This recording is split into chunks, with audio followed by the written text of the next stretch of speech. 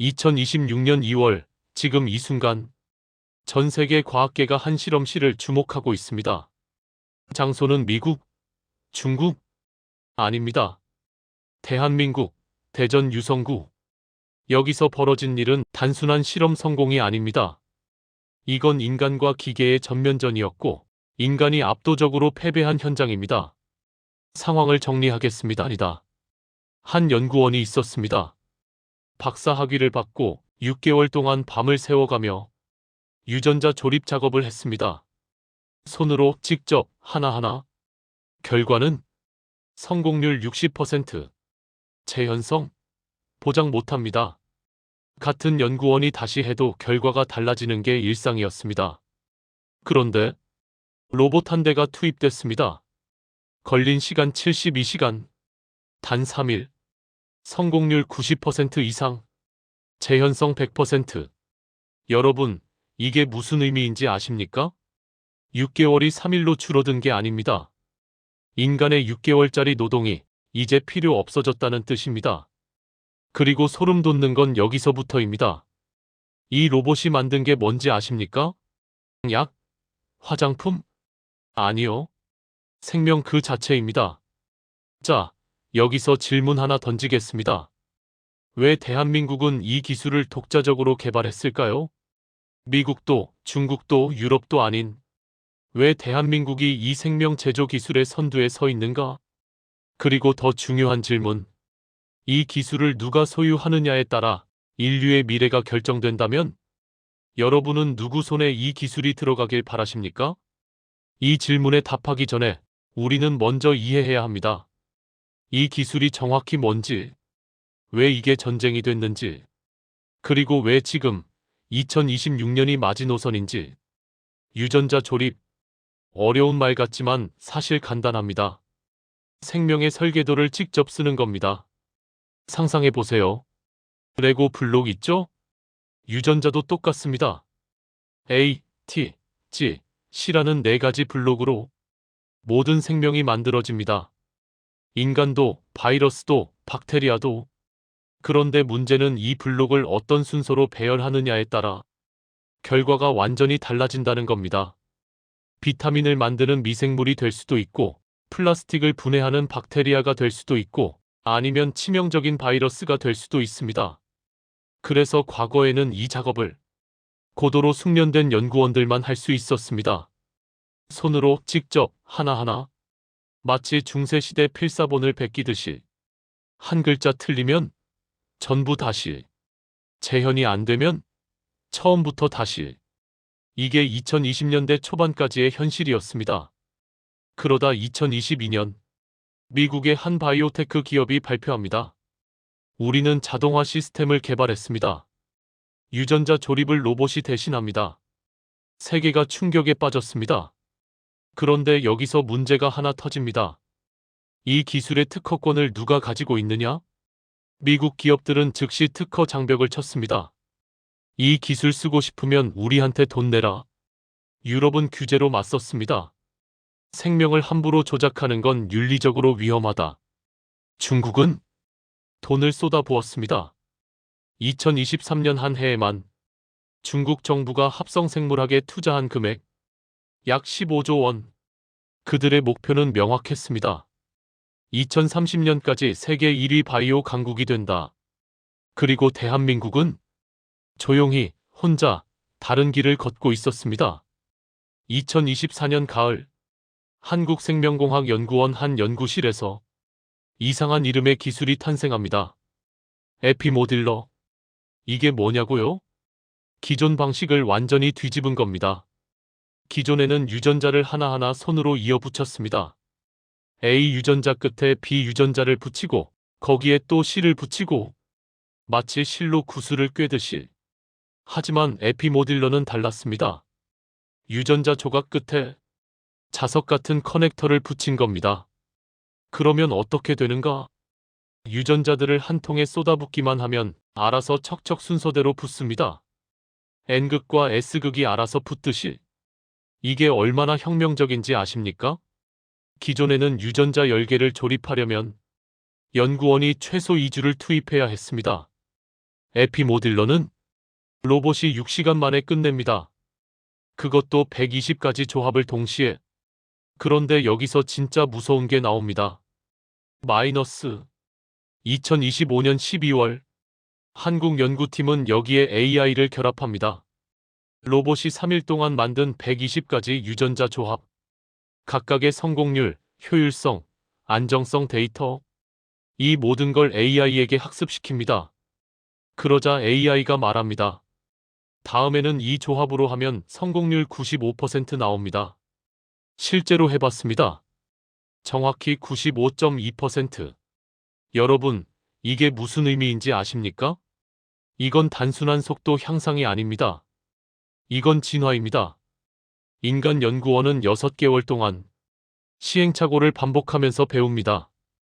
AI 로봇은 3일 만에 배우고 스스로 개선합니다. 그리고 다음번엔 더 빠릅니다. 2026년 1월 같은 실험을 다시 했습니다. 걸린 시간 48시간, 성공률 97%. 이건 사고가 아니라 패러다임 전환입니다. 인간이 수십 년간 쌓아온 숙련이라는 개념 자체가 이제 의미 없어진 겁니다. 그런데 여기서 소름 돋는 점은 이 기술로 만들 수 있는 게 뭐냐는 겁니다. 합성생물학. 2040년 시장 규모 3.6조 달러. 한화로 약 5천조 원. 이게 얼마나 큰 돈인지 감이 안 오시죠? 대한민국 1년 GDP의 2배입니다. 삼성전자 시가총액 약 400조. 그것의 12배가 넘는 시장입니다. 그럼 이 돈이 어디서 나오느냐? 첫째, 신약 개발. 현재 신약 하나 개발하는데 평균 15년 비용 3조 원 듭니다. 합성생물학 쓰면 5년 5천억. 둘째, 친환경 소재. 플라스틱 문제 심각하죠? 미세 플라스틱, 해양 오염. 합성생물학으로 만든 미생물은 플라스틱을 먹고 분해합니다. 아니, 더 나아가서 탄소를 먹고 플라스틱을 만듭니다. 공기 중 이산화탄소를 빨아들여서 플라스틱 제품을 생산하는 겁니다. 셋째, 바이오 연료. 석유 고갈 문제 들어보셨죠? 합성생물학으로 설계된 박테리아는 설탕물만 먹이면 바이오 연료를 생산합니다. 중동 의존도 제로. 탄소 배출 제로. 넷째, 그리고 이게 진짜 무서운 건데 맞춤형 인간. 유전자 편집 기술과 결합하면 질병 없는 아기, 지능 높은 아기, 심지어 수명 150년짜리 인간도 이론적으로 가능합니다. SF 소설 같다고요? 중국은 이미 2023년에 시도했습니다. 히 JIANKUI라는 과학자 기억하십니까? 유전자 편집 아기 쌍둥이를 만들어서 전 세계의 비난을 받고 감옥 갔던 사람. 그가 2024년 출소했습니다. 그리고 2025년 중국 정부 산하연구소에 복귀했습니다. 무슨 의미인지 아시겠습니까? 중국은 포기 안 했습니다. 오히려 더 은밀하게, 더 체계적으로 이 기술을 밀고 나가고 있습니다. 이건 옛날 이야기가 아닙니다. 2026년 2월, 지금 이 순간에도 세계 곳곳에서 이 전쟁은 진행 중입니다. 미국은 어떻게 대응하고 있는가? 2025년 바이든 행정부 말기 바이오 안보법을 통과시켰습니다. 핵심 내용. 합성생물학 핵심 기술은 동맹국에만 이전한다. 그럼 한국은 동맹국인가? 조건부입니다. 미국이 원하는 건 명확합니다. 기술은 우리가 통제한다. 너희는 하청이나 받아라. 중국은 2026년 1월 합성생물 전략 2035를 발표했습니다. 목표는 2035년까지 글로벌 합성생물 시장의 40% 점유. 투자 규모는 향후 10년간 100조 원. 그들의 전략은 단순합니다. 돈으로 밀어붙인다. 전 세계 우수 연구자들을 스카웃하고 특허를 사들이고 시장을 장악합니다. 그럼 유럽은 규제로 버티고 있습니다. 윤리적으로 문제 있다. 환경에 위험하다. 더 많은 연구가 필요하다. 하지만 현실은 독일, 프랑스 기업들은 몰래 중국과 협력하고 있습니다. 겉으로는 규제, 속으로는 돈 벌 국리. 그럼 대한민국은 샌드위치입니다. 미국과 중국 사이에 끼어서 어느 쪽도 제대로 못 고르고 있습니다. 미국 편을 들면 기술 종속, 영원히 하청 국가. 중국 편을 들면 미국의 제재, 반도체 전쟁 2탄. 그럼 독자 노선은 가능합니다. 아까 말한 에피모딜러, 그거 대한민국 독자 기술입니다. 특허권, 한국이 보유. 핵심 연구진, 전부 한국인. 그리고 더 중요한 건 한국이 개발한 데이터 표준화 프레임워크. 이게 뭐냐면 전 세계 연구소들이 각자 다른 방식으로 데이터를 기록하다 보니 서로 호환이 안 됐습니다. A 연구소 데이터를 B 연구소가 못 쓰는 겁니다. 한국 연구진이 만든 건 세계 공통 언어입니다. 누가 만들든 어디서 만들든 이 규격만 따르면 전 세계 어디서든 데이터 공유 가능. 2025년 12월 국제표준화기구 ISO가 한국 제안 방식을 검토 중이라고 발표했습니다. 만약 이게 국제표준이 되면 대한민국이 이 분야의 룰메이커가 됩니다. 마치 USB 규격을 만든 나라가 전 세계 전자기기 시장을 쥐듯이. 하지만 여기에 거대한 함정이 있습니다. 사람이 없습니다. 2025년 한국바이오협회 조사 결과 합성생물학 분야 필요 인력 약 1만 5천 명, 현재 공급 가능 인력 약 4,500명, 70%가 부족합니다. 왜 이런 일이 벌어졌는가? 첫째, 대학이 못 따라갑니다. 합성생물학은 생물학, 화학, 컴퓨터공학, AI가 전부 결합된 분야입니다. 근데 한국 대학 커리큘럼은 여전히 칸막이식입니다. 생물학과는 생물만, 컴공과는 코딩만, 융합? 없습니다. 둘째, 젊은이들이 안 옵니다. 왜? 돈이 안 되니까. 반도체 가면 초봉 5천만 원. 대기업 가면 복지에 연금. 바이오? 박사 따도 초봉 3,500만 원. 스타트업? 망하면 끝. 합리적 선택입니다. 셋째, 정부가 손 놓고 있습니다. 2025년 대한민국 바이오 R&D 예산 약 2조 원입니다. 중국은 15조 원, 미국은 30조 원. 싸울 생각이 없는 겁니다. 그 결과 한국에서 개발한 기술, 한국 연구진이 논문을 쓰고 중국 기업이 사업화합니다.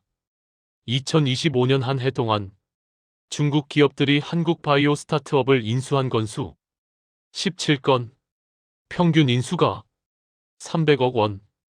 기술을 헐값에 팔아넘기고 핵심 연구진은 중국으로 스카웃당하고, 이게 지금 대한민국의 현실입니다. 그런데 여기서 불편한 질문 하나 던지겠습니다. 중국이 정말 악당인가? 서방 언론은 중국을 비윤리적, 위험한, 통제할 수 없는 나라로 묘사합니다. 맞습니다. 유전자 편집 아기 실험, 비윤리적이죠. 그런데 미국은 윤리적입니까?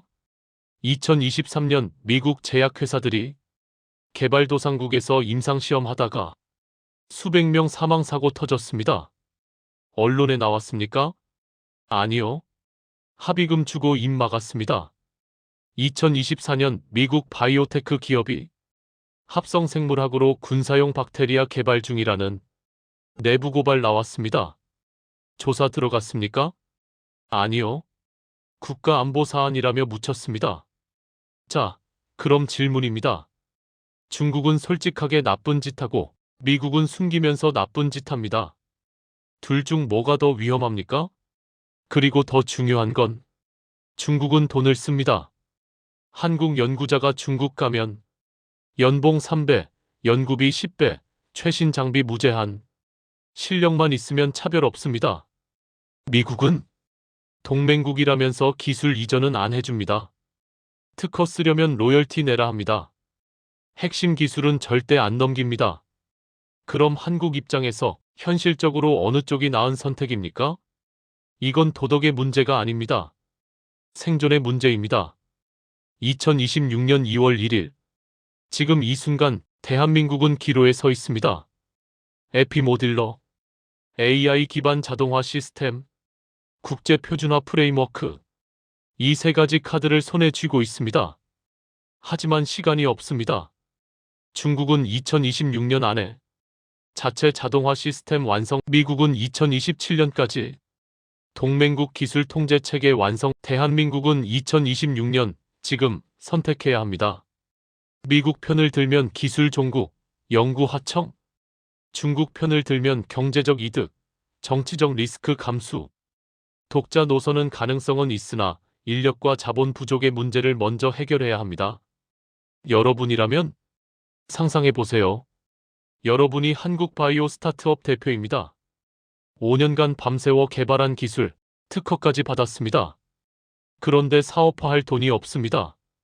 한국 투자자들은 바이오는 위험하다며 외면합니다.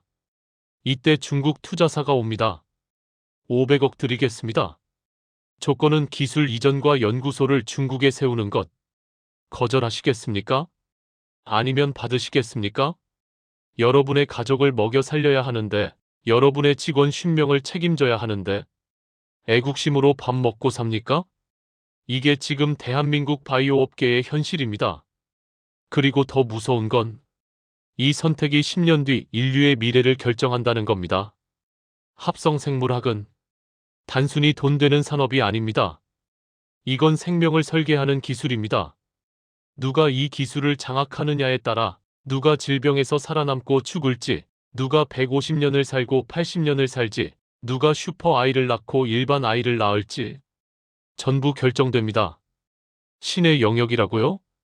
이미 인간의 영역이 됐습니다. 그 인간이 미국인이 될지, 중국인이 될지, 아니면 한국인이 될지 2026년 지금 이 순간에 결정됩니다. 반도체 산업을 예를 들면 시기를 놓치면 지금의 삼성도 SK도 없었을 겁니다. 바이오를 놓치면 대한민국은 연구 이류 국가로 전락합니다. 더 이상 한강의 기적 같은 건 없습니다. 여러분은 어떻게 생각하십니까? 대한민국이 이 기술을 지켜야 한다고 생각하십니까? 아니면 돈 되는 쪽에 파는 게 맞다고 생각하십니까? 여러분의 의견을 댓글로 남겨주세요. 영상이 유익하셨다면 구독, 좋아요 부탁드립니다. 끝까지 시청해주셔서 감사합니다.